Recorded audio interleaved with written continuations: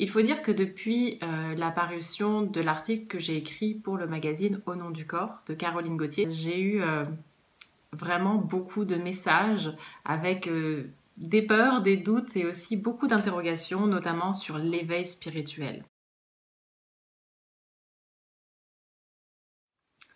Alors non, ce n'est pas nécessaire d'aller dans la souffrance pour vivre l'éveil spirituel. Ce qu'il faut comprendre, je pense, c'est qu'est-ce que veut dire la souffrance? À quoi est reliée la souffrance et la douleur physique ou psychologique? Mais souvent, la douleur psychologique va rapidement devenir une douleur physique aussi. Donc, la souffrance de ce que j'ai pu expérimenter ou ce que j'ai pu partager avec certains maîtres que j'ai approchés, c'est la souffrance est liée directement à notre niveau de culpabilité.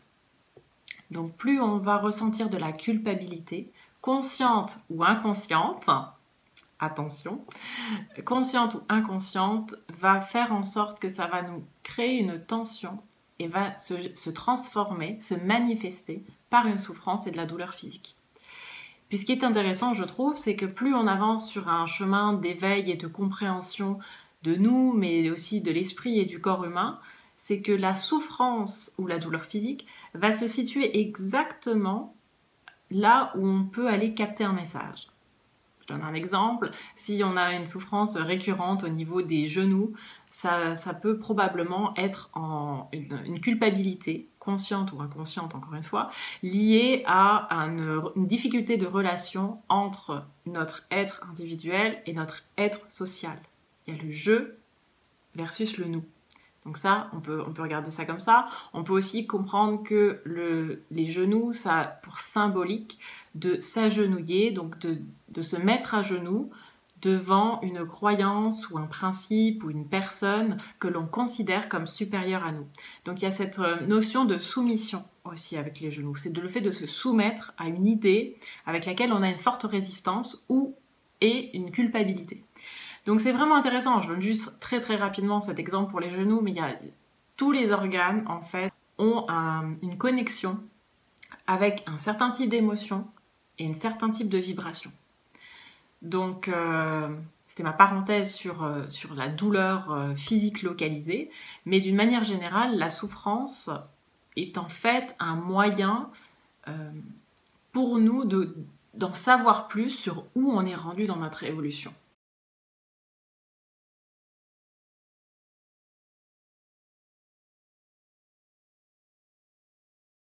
Et je pense sincèrement que non, ce n'est pas nécessaire de souffrir, ça dépend de pourquoi on s'est incarné, quelle est notre mission ici.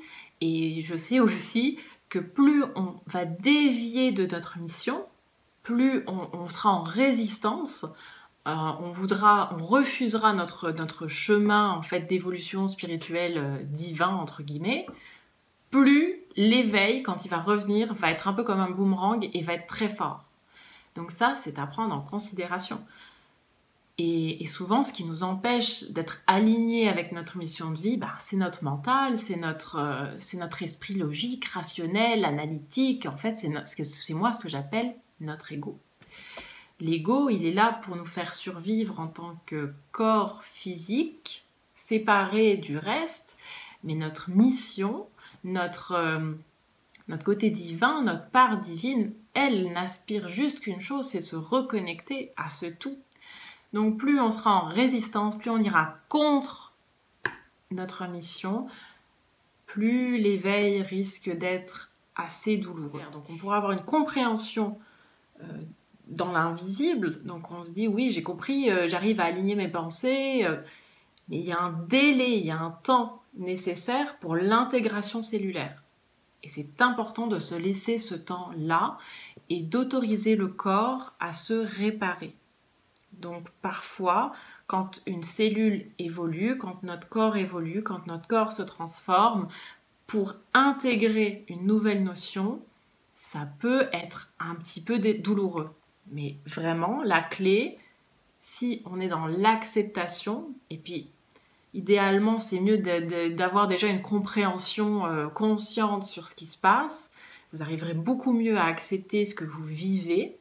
Et plus vous êtes dans l'acceptation totale de ce que vous vivez, dans le sens vous embrassez ce qui vous arrive, plus la douleur va être limitée, voire va complètement s'effacer. Cette semaine, c'est assez drôle, j'ai eu 3 questions sur l'élan créateur et sur particulièrement des personnes qui étaient des musiciens et qui ne ressentaient pas l'élan créateur. Donc, l'élan créateur, si vous êtes un artiste dans n'importe quel domaine et que vous ne ressentez pas cet élan créateur, c'est parce que vous avez probablement été déconnecté de cette puissance créatrice. Et ce qui a déconnecté ça, c'est que vous avez eu un blocage, des croyances à différents niveaux qui ont interféré cet élan créateur. En gros, ça veut dire quoi? Ça veut dire que vous avez laissé dans votre esprit s'immiscer les croyances que vous n'êtes plus à l'image du divin et vous ne pouvez plus surfer avec ce flot de la vie-là. Et pourtant, c'est cet élan-là qui nous fait nous sentir en vie, qui nous fait nous enthousiasmer.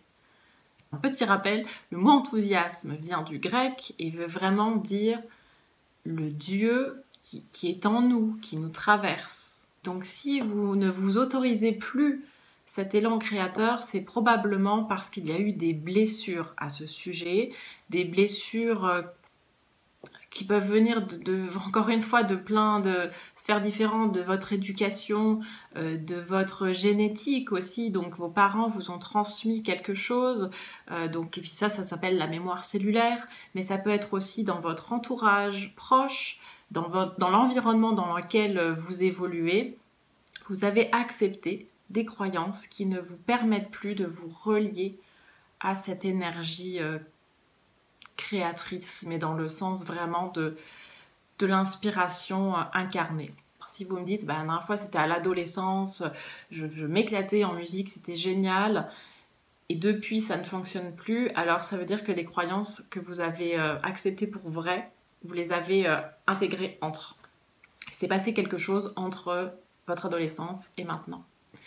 Donc, encore une fois, c'est un sujet vraiment très vaste et j'y réponds assez sommairement, juste pour vous donner les grandes lignes, mais ça pourrait mériter une vidéo à part entière sur qu'est-ce que l'élan créateur, qu'est-ce que être un créateur versus un créatif.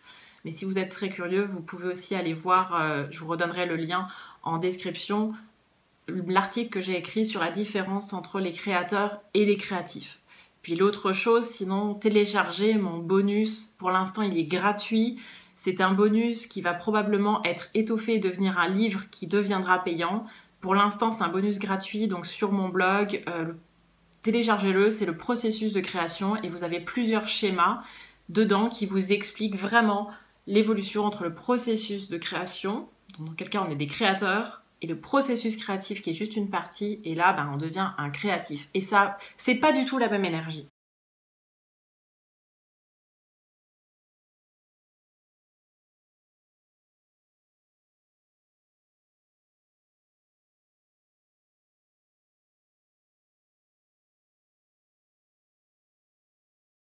C'est vraiment le souffle de vie. Donc se connecter avec ça, c'est essentiel pour respirer et pour pouvoir surfer sur les vagues de la vie avec des ondes vibratoires de joie. Et aujourd'hui, elles sont nécessaires.